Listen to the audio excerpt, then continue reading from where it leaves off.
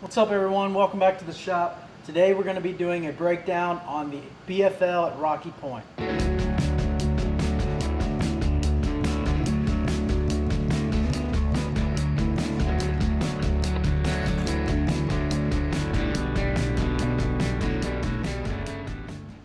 So today we're going to talk about it's actually a double header for the BFLs at Rocky Point. So we were originally supposed to have a tournament at Rough River in April, and the heavy rains brought Rough River up about 30 feet, canceled that tournament, and they ended up moving it to be a double header at Monroe, which the Monroe tournament was supposed to be in June. Well, that rain caused Monroe to be really high, and obviously they could not get into Cutright, and caused them to cancel that tournament as well. And so they actually didn't cancel it originally. They moved it to the August 16th and 17th weekend. And whatever, that's fine. Comes about a week or two from August 16th and 17th, and Monroe is still 10 and a half, 11 feet high, and it's going to have to come down like 6 feet. So they ended up canceling it because they weren't sure where the water would be. About the day after they canceled it, Monroe just started dropping at a steady rate, and it was down in time for the tournament. But either way, they had already moved it to Rocky Point. So yeah, we had a doubleheader at Rocky Point, middle of August, really hot, really supposed to be really tough fishing, but those guys really caught them. Water was changing every day too. So like the first day of practice, the water was really low and no current. Second day of practice, the water had come up a little bit and there was a decent amount of current to where you could get bit on the main river. First day of practice, I went into a creek and I couldn't even get bit. It was really bad. I don't know if the water was just low and they just weren't biting. No current. It was just, everything just seemed dead. I went out to the main river, fished for a long time, and got one bite. So it was really slow. Day 2 of practice, we fished the main river, and I got, between Judd and I, we probably got 5 or 6 bites in the first 3 or 4 hours. So I had a little bit more confidence in the main river, but like I said, that current was picked up a little bit. The water came up a little bit, so that cover had a little bit more water on it, and allowed those fish to be a little bit more active, and obviously caused them to bite. I went into a few creeks that day and got a bite or two, but nothing crazy.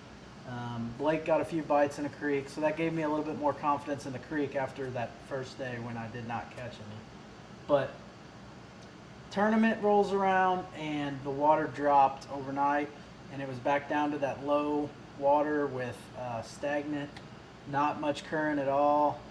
I knew I was going to fish a lot like Thursday, and Thursday I couldn't hardly get bit, so I was a little bit nervous, but started on the main river to see if I could get bit, and I never really got anything going. My co-angler caught one spotted bass. It was like 1.5 pounds, and it was a really nice spot, but we weren't even really catching shorts out there. We caught like 1 or 2 shorts, and it just was, honestly, it was just dead. So we ended up making our way into the creek, and we went pretty far up into the creek and started fishing some areas with a little bit deeper water, flipping stumps that those fish had moved to as that water came out.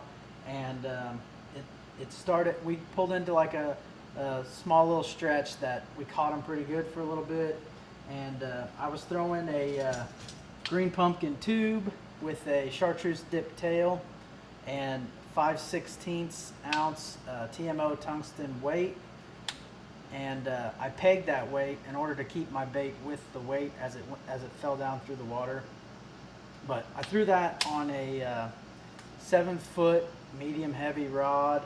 It's a pretty much just a regular standard rod. I use this for a lot of things: spinner baits, a buzz bait, a lot of different things that I'll throw this on. Is 7-foot medium heavy, just an all-around great rod for that. 20-pound Berkeley fluorocarbon, 100% fluorocarbon, and this is a Lew's magnesium reel, and the rod is a Lew's custom light rod. Like I said, 7-foot medium heavy, and just flip that around stumps, and They were the deeper stumps, and it seemed like those fish were set up on those. And I don't know if it was a timing deal or what, but caught 3 keepers really quick. And then about an hour later, I came back through that stretch, and I caught my biggest one on a bait that I always throw on the river. It's a Zoom speed crawl. And the Zoom speed crawl was basically just a green pumpkin Zoom speed crawl with a 1/4 ounce TMO tackle, tungsten weight, and I pegged that one again to keep it falling down with my bait, or with my weight. And 20-pound Berkeley fluorocarbon again, because you're fishing around all that heavy cover. A 7'2" heavy custom light. I could throw that on that 7 foot as well. I just like this rod. It's a little bit stiffer than the other one, and I like that rod a lot for flipping. That rod works good for my tubes as well. So 7'2" heavy custom light rod with a custom pro reel, and this is a 6.8-to-1 is what I was throwing it on. Honestly, I should have been throwing that on a faster reel. Normally I do. This one just happens to be the one that I had on there. But yeah, and then the second day of the tournament, same type of deal, except I started out in the creek, and I ended up flipping. I think I started with my tube, but I quickly switched to a speed crawl, the green pumpkin speed crawl. And back to my tube, the tube hook that I throw, and I've said this in a bunch of my other videos, is a 3/0 Trokar tube hook. And then the hook for the speed crawl was a 3/0 heavy cover Gamakatsu flipping hook. But the second day, I just started in the creek and just went flipping, and it ended up, I think I had 3 fish the second day and 4 fish the first day. So the first day I ended up having 4 for 5 pounds 9 ounces. I was able to get a decent sized fish each day or 2, and it really saved my day, but really needed 1 fish more each day. But the second day, whenever I started out, I was throwing my buzzbait earlier in the morning, and I had 3 of them that just, I had 2 of them that just kind of came up and just popped at it, and then the third one came like running out and just like had 2 inches of his back out of the water, and it was a good one. It was like a 3-pounder. Missed my buzzbait. That was pretty much how I started my day, so that was kind of a bummer to start it off. But my first keeper I caught on that speed crawl, and then my second 2 keepers came on a bruiser flash, which is it's just black back with blue belly, and then it's got these little silver sparkles or whatever in it. Just basically black and blue.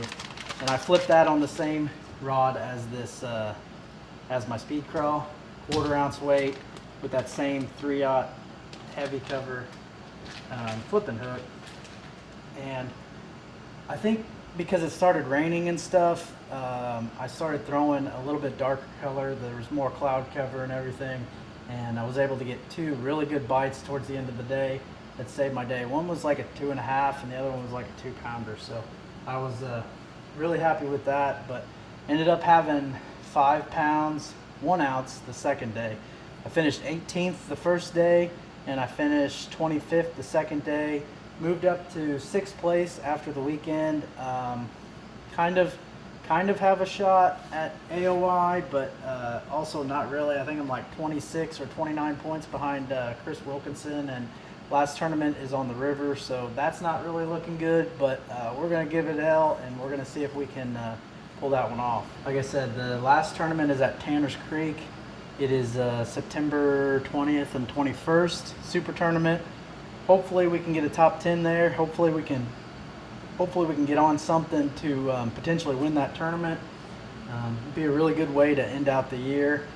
Looks like we should be good for qualifying for the BFL regional. I don't think we even have to catch a fish in that one to qualify, so looking forward to that. It's on Kentucky Lake. Haven't been to Kentucky Lake in a few years, but the last time, not the last time, but in 2018, when we had a regional there, I ended up qualifying for the All-American. Obviously, the lake has changed a ton since then, but I'm looking forward to getting back down there and seeing what we can figure out. So we have the BFL at Tanner's first, and then the BFL regional like the first week of October. So see if we can finish the year out strong. So thanks for watching. Be sure to like and subscribe, and we'll see you guys next time.